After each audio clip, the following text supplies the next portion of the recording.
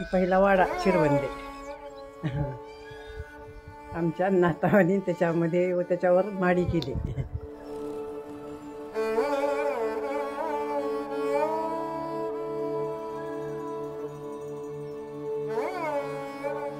नुकतंच काही महिन्यापूर्वी गावामध्ये आम्ही एक घर बांधलंय.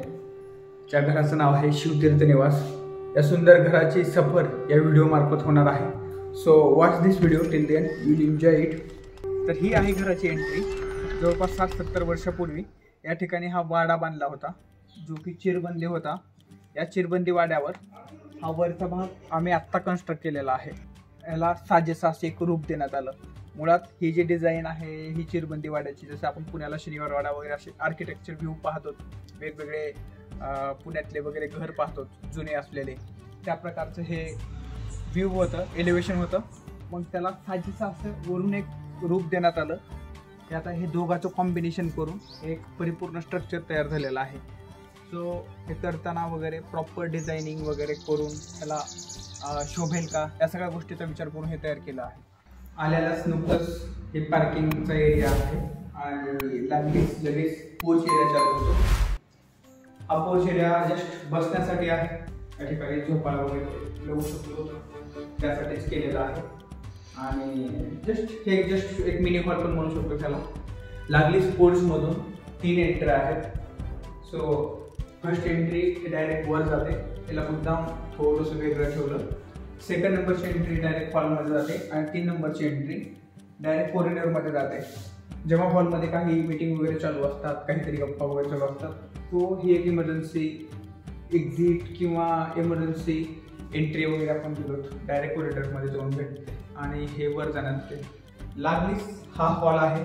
जवळपास 13x17चा हॉल काढलेला आहे आणि एका बाजूला टेक्स्चर केलेला आहे. दरवाजाची अशी एक डिझाईन आहे. कलरमध्ये आशियन पेंटचा रॉयल प्लीज हा कलर वापरला होता त्यासाठी. आणि भरपूर डेकोरेशनच्या बाबतीत कलर कमीच आहे, पण ही POPची डिझाईन आहे आणि काही लाईटिंग वगैरे हे सगळ्या गोष्टी POPमध्ये बसवलेल्या आहेत. लागलीच हॉलमधून आल्यानंतर या ठिकाणी आहे कॉरिडॉर. मगाशी पोर्चमधून जी एक एंट्री दाखवली होती ती एंट्री डायरेक्ट या कॉरिडॉरमध्ये इथे येऊन मिळते. So this is the disconnect from hall. हे डायरेक्ट इथे येऊन डायरेक्ट या ठिकाणी आहे किचन. हा किचन एरिया आहे. या ठिकाणी देवघर आहे. मुळात देवघरसाठी या प्रकारची मी टाईल्स यूज केली. मला ब्लॅक वगैरे आवडत नव्हतं आणि देवघरसाठी पांढरं शुभ्र आणि या रंगाची ही टाईल्स मला यूज करायची होती. सो मी ती यूज केलं. आणि हे देवघराचं स्ट्रक्चर हे माझ्या खास ह्या देवघरासाठी बनवलं आहे, कारण हे आमचं जो मुखवटा आहे यासाठी मला हे करावं लागलं. बाकी या ठिकाणी किचनचा एरिया आहे. वर एक्झॉस्ट वगैरे इकडून दिलं आहे. मुळात ही आग्नेय दिशेला अशा प्रकारचा आहे. समोर पूर्व दिशा आहे आणि खिडकी वगैरे या दिशेने सोडल्या, कारण इकडे भिंत आहे. सो इकडे काहीच ठेवता आलं नाही. लागलीच हा भाग आउटर साईड इथं वॉशिंगसाठी आहे, भांडे धुण्यासाठी हा भाग केलेला. आणि राईट साईडला ओपन पॅसेज आहे जवळपास. आणि यासाठीच व्हेंटिलेशन आणि लाईटचा यासाठी खूप यूज होतो. आणि या ठिकाणी छोटंसं गार्डन केलेलं आहे फुलं झाड वगैरे लावण्यासाठी. Back to the kitchen. So हे आहे कॉरिडॉर. सो या कॉरिडॉरमधून bedroom, store room, hall, kitchen आणि बाथरूम टॉयलेटला ॲक्सेस आहे. सो 1 बाय 1 पाहूयात आपण. ही आहे जवळपास 7 बाय 10ची स्टोर रूम आणि खूप महत्त्वाची आहे. इकडे तिकडे पसारा टाकण्यापेक्षा या स्टोर रूममध्ये भरपूर सामान ठेवण्यात येतं. आणि लागलीच त्याच्यासमोर एक बेडरूम आहे, बेडरूम नंबर 1, जी की आहे आजीसाठी. हे आहे बेसिन. मुद्दाम मी या बेसिनला या प्रकारची डोलपुरी यूज केली. या बेसिनच्या लेफ्ट साईडला अजून एक बेडरूम आहे, बेडरूम नंबर 2. आणि ही मास्टर बेडरूम आहे. या बेसिनच्या मागे बाथरूम आहे, अटॅच्ड बाथरूम आहे. आणि राईट साईडला टॉयलेट आणि बाथरूम आहे या ठिकाणी. सो या ठिकाणी आहे बाथरूमची डिझाईन अशा प्रकारे. तुम्ही म्हणत असाल उदय तुझी कुठं बेडरूम आहे, सगळ्यांचं पाहिलं आहे. तर माझे बेडरूम आहे वर, त्याला अटॅच एक ऑफिस केलं आहे आणि एक बाथरूम आहे, अटॅच बाथरूम आहे. आणि वर शांत पीसफुल वातावरणामध्ये I enjoy my work. 2 by 4ची खूप छान दिसते ही फरशी. तसं मी व्हाईट कलर कुठंच जास्त यूज केलेला नाही, कारण व्हाईट कलर तितकं खूप घाण पण होतं लवकर आणि थोडंसं गावात असल्यामुळे परत फरशीबाबत बोलायचं म्हणलं तर ही पण मी थोडंसं वुडन टाईल्स यूज केलं आहे इथं आणि किचनमध्ये, कारण पाय स्लिप होऊ नये. आपण पण कधी ना कधी म्हातारा होतोच, त्यामुळे पाय स्लिप होऊ नये म्हणून त्यासाठी मी ती यूज केलं. परत पोर्चमध्ये एक पार्किंग स्टाईल आहे, ही छान दिसली मला टाईल्स दुसऱ्या टाईल्सपेक्षा, सो मी ही टाईल्स यूज केलो. पार्किंग स्टाईल आता पार्किंग स्टाईल काही मी स्टिकर लावले, जसं की तुम्हाला दाखवतो की साईडला देवायचे वगैरे. ॲक्च्युली ते ओरिजिनल पेंटिंग केल्यासारखं वाटत आहे, पण ते स्टिकर आहेत. काहीतरी छान काहीतरी युनिक दिसतं, त्यासाठी हे लावलं आहे. सो ही आहे माझी रूम. थोडासा वरचा पोर्शन दाखवतो. सो एक छोटासा वरचा पोर्शन दाखवतो. सो ही आहे माझी रूम. आता ओपन नाही करणार मी. आणि हे डायरेक्ट या ठिकाणी एक आहे बाथरूम, आणि कलर कॉम्बिनेशन जणू काही असा आहे.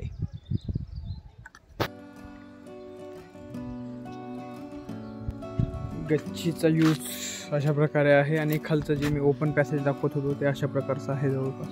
आपली बेडरूम लय भारी आहे. आपल्या बेडरूमला सगळंच आहे. आपल्या बेडरूमला गॅलरी आहे, आपल्या बेडरूमला ऑफिस आहे, आणि आपल्या बेडरूमला पीस पण खूप आहे. जस्ट बेडरूममधून एंट्री मारतोय, आणि हे एक ऑफिस केलंय मी छोटंसं, आणि ही डायरेक्ट एंट्री गॅलरीत येऊन मिळते. एक गॅलरीचा एक व्ह्यू दाखवतो इथून.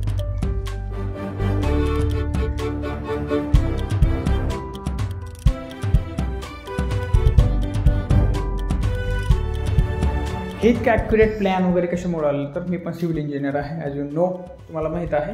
बट हे सगळं होऊन मी 3D मध्ये काढलं होतं. माझा एक मित्र आहे जगदीश खोकले, म्हणजे जितक्या मॅक्झिमम चुका आपल्याला नंतर होतील ते टाळण्यासाठी 3D मध्ये तर अगोदर पूर्ण कन्स्ट्रक्ट केलं. एलिव्हेशन असो, आता हे पहिल्यांदा होमचं जे एलिव्हेशन पाहिलं ते जगदीशनं तयार केलं होतं.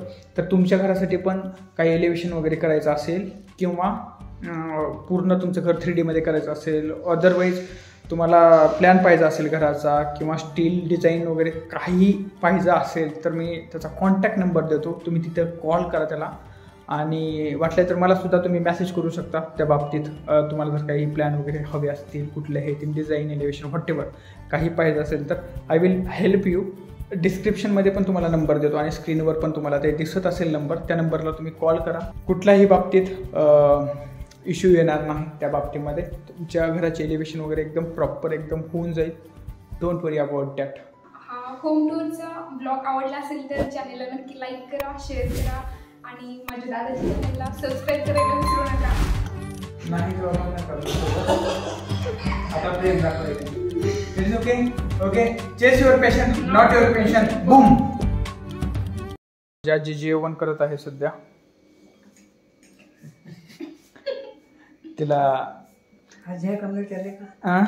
आज आहे का नाही म्हणून विचारलं. हां, दाखव तिला. हे कशाच आहे, मेथवणी खूप आवडते, आणि हे आजींचं वगैरे हे असतं. फोटो काढायला गेले की ते पदर अवश्य ठेवतात डोक्यावरती. तर तिला मेथवणी खूप आवडते जेवणामध्ये. कांदा, मेथवणी. झालं का? चला मध्ये काय ताप आहे बाबा. तू सांगे मोकळं असंही सांग. आपलं मोगलाई खातं. हा, तसं सांग की मोगलाई खातं ती तर पाहिजे असं सांग नकोस.